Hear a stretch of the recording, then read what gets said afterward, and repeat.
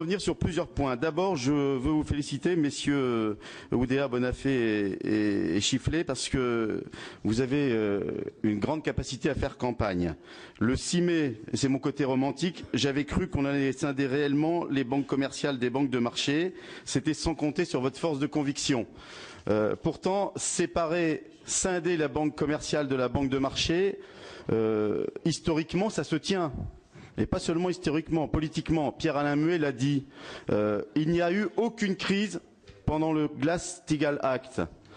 Pas de crise avant la fusion des deux métiers de la banque en France, donc avant le rachat d'Indosuez et la fusion BNP Paribas. C'est même quand même l'ancien président des États-Unis qui maintenant dit que l'une de ses plus grosses erreurs aura été d'abroger le Glass-Steagall Act.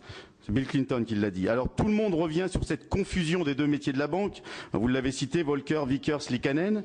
Mais pourquoi on revient sur cette confusion? Parce qu'il y a une véritable folie des marchés financiers. Je vous donnerai pas tous les chiffres, on aura l'occasion d'y revenir, mais le montant des notionnels de produits dérivés ont explosé.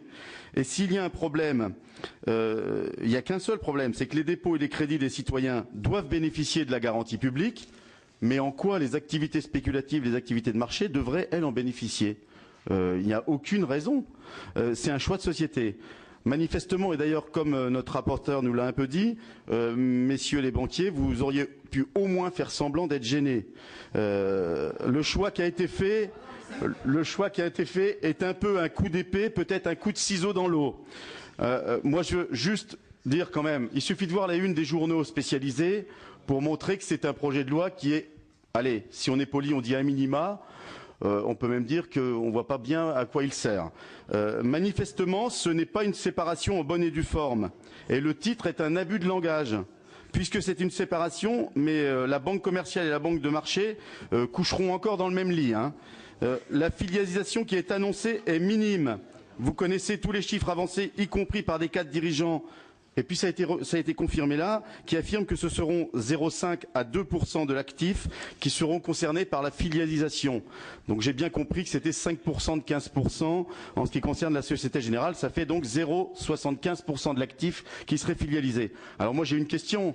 Peut-on envisager au moins la mise en place d'une holding pour séparer la filiale des actifs qui seraient cantonnés du reste de l'actif de la banque? L'affirmation qui consiste à dire aussi que la Banque universelle résiste mieux est largement contredite. Il ne faut pas oublier, mais tout le monde s'en rappelle, le soutien de l'État en 2008, sans lequel la folie spéculative aurait pu entraîner un cataclysme.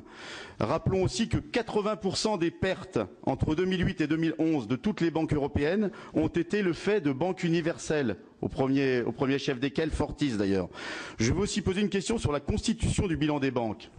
Mais ça, je la poserai à M. Moscovici. Rien n'est dit sur les filiales qui, parfois, ont quelques bilans intéressants dans les paradis fiscaux. Et je crois qu'il faudra y revenir. Enfin, vous nous parlez de compétitivité. Souvent, on nous compare avec l'Allemagne. C'est souvent le cas sur l'industrie. Mais en Allemagne, nous n'avons pas 4 mastodontes. Mais on a la Deutsche Bank, 2 banques moyennes et une multitude de banques de dépôt et de crédit qui assurent avec talent le financement de l'économie réelle, que ce soit le soutien aux consommateurs et aux entreprises, notamment les PME et les ETI. C'est peut-être aussi un modèle à regarder. Enfin, sur la dette, je veux revenir sur ce qu'a dit M. Oudéa. Je comprends que l'UMP, ça les gêne, c'est normal. Sur la dette française, la première banque à détenir de la dette française, M. Oudéa, si peut-être que je me trompe, il me semble que c'est Morgan Stanley. Donc je veux quand même le dire aux collègues, c'est-à-dire qu'aujourd'hui la dette française est largement détenue par des banques étrangères. Donc ce n'est pas une question patriotisme économique. Et rappelez aussi que les banques, il me semble, elles n'ont pas vocation à garder cette dette. Elles sont des intermédiaires de la dette qui va évidemment vers les fonds de pension ou les hedge funds ou autres produits de ce type.